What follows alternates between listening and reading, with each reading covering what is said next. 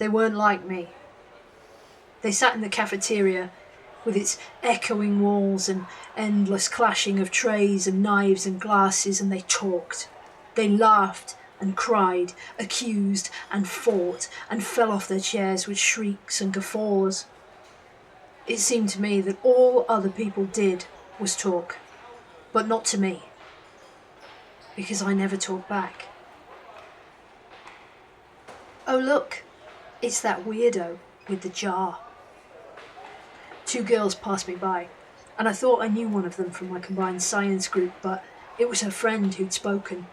She flicked her ponytail about as she snapped her gaze down to where I sat, and locked her dark eyes onto me. Can you hear me, weirdo?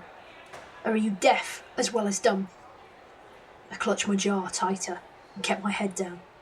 Those screwed up eyes bored into my hair, but I felt the heat of their gaze shift as the shadows of the girl swished away. Lol, what a freak. I'd long since stopped trying to reply, even in my own way.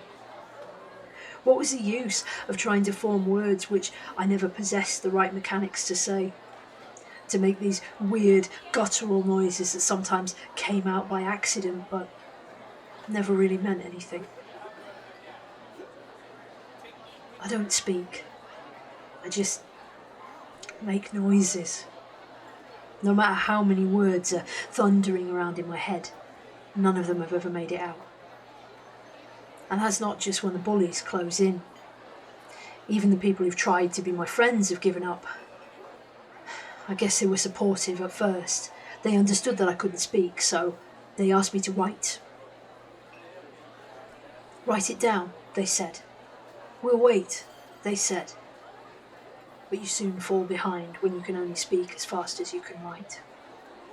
In any kind of group, I was always too slow to answer, and even one-on-one people started having other conversations or looking at their phones whilst they waited. They might have let me speak, but they didn't really listen. That's how I became the weirdo with the jar.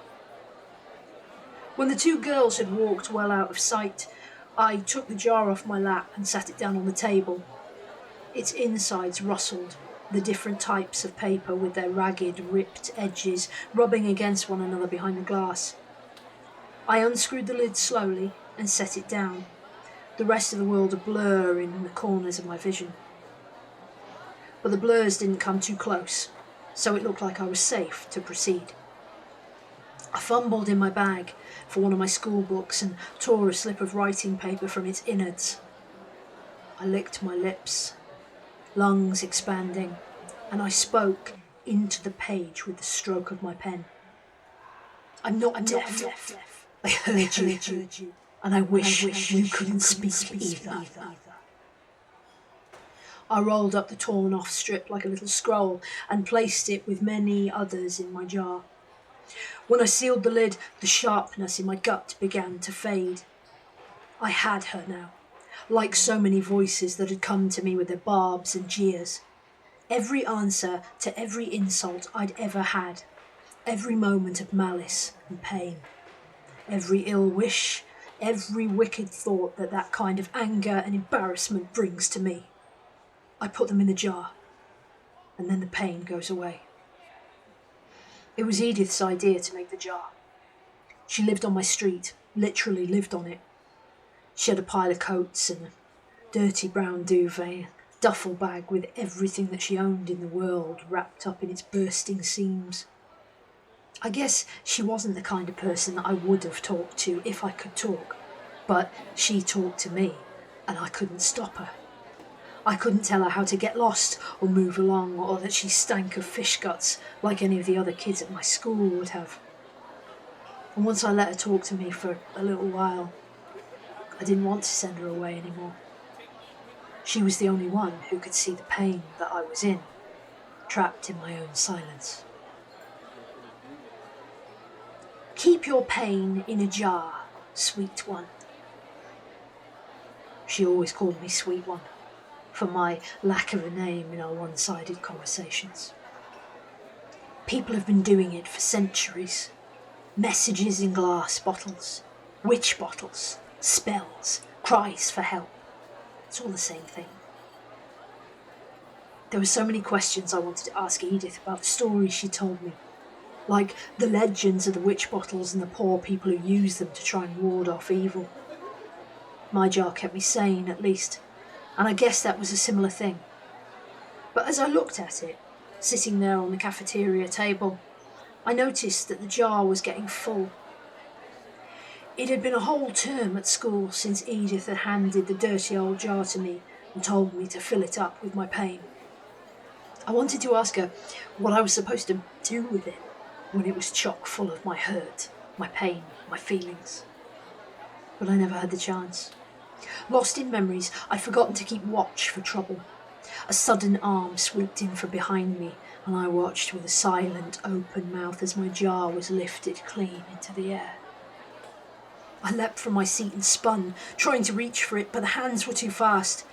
The figure who had it had already launched himself onto the next table, standing with both arms raised to the huge, echoing ceiling. His grin was wide and toothy as he shook my papers, my feelings, my soul between his stupid, meaty paws. "Is this the thing you meant, Mina?" He was speaking to another figure behind me, and I spun again to find her as she answered. "Yeah, Kush. The weirdo is writing stuff about us. I know it." It was the ponytail girl again, back for a second helping, and I knew the boy they called Kush all too well. He'd pushed me over in the hallway plenty of times, slammed my bag so that I dropped my books everywhere just as the bell rang for class. He pulled my seat out from under me once, and I landed so hard that I had to see a doctor. Kush was in my jar 30 times over. "Well, it's time we put a stop to all this." Kush's eyes glittered over my precious capsule. Permanently. He unscrewed the jar, and for one horrible moment I thought he was going to start reading stuff out.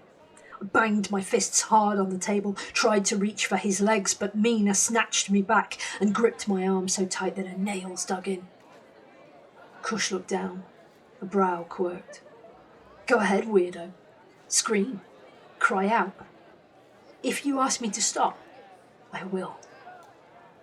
The other kids laughed. They laughed and laughed because they weren't like me. They could make any word, any sound that they wanted. Any one of them could have told him to stop, but no protests came. They were all in on my suffering. I struggled hard against Mina's nails as Kush took a lighter from his pocket and clicked its flame into being. He dipped it into the jar, onto the topmost paper, and the whole thing caught fire. Swirling black curls of burning embers mixed with bright orange flames as the jar began to sizzle. It was glowing and too hot to hold within seconds. As Kush set it down, he stumbled to the table, struggling to stay on his feet.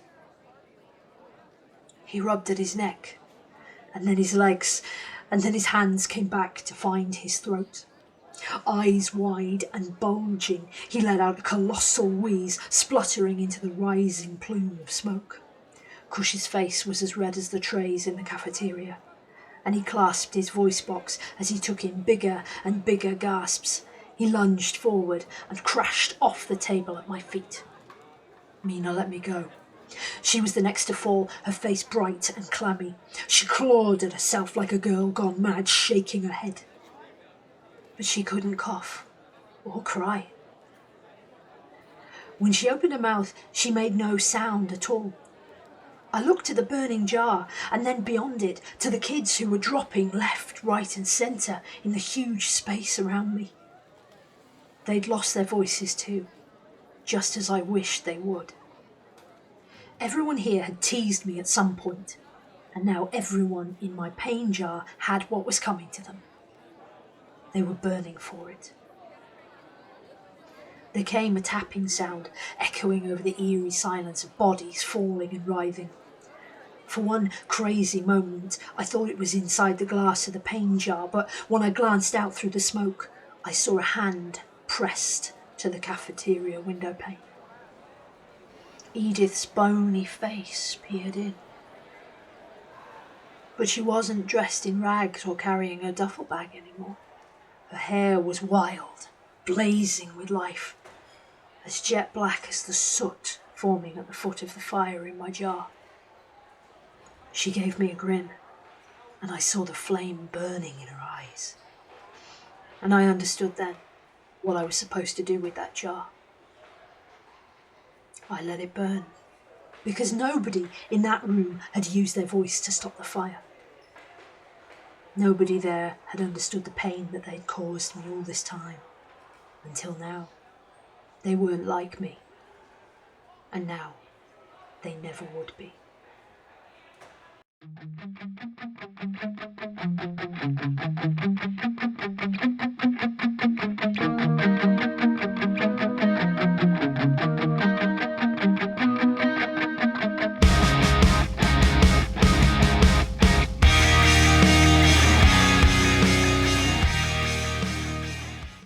Hey guys, it's me, Mr. Breakdown. Just to say thanks for watching again. If you are following this Drag King horror story time little mini series that I'm doing, that was the pain jar, and this like emo boy look that I did for that particular story, which I think fitted quite well. We did on Twitch live on the stream last week, which was so much fun. Please join us over there at twitch.tv/Mr. Breakdown. That's BRAKE if you're looking for the username, because I like to spell it weird. Yeah, we had loads of fun interactive stuff going on over there. We even had time to actually play some games this week because I'm getting quicker and quicker with my makeup on these streams. I also like showcase like videos and show reels and showcasing stuff from other drag artists over there. Yeah, creating loads of fun content basically that you should definitely be in on, so please do follow. You can also get me on Patreon. There's going to be a lot of exclusive stuff coming up on Patreon gradually as the year goes on, whilst we build up some followage and get some support going on there. But yeah, if you like what you see here, please like, please comment, please share, please subscribe to the channel. You know what to do, all the social media things that make this happen so that I can keep making this series and keep telling creepy stories to you, MBD style. Okay, see ya, bye.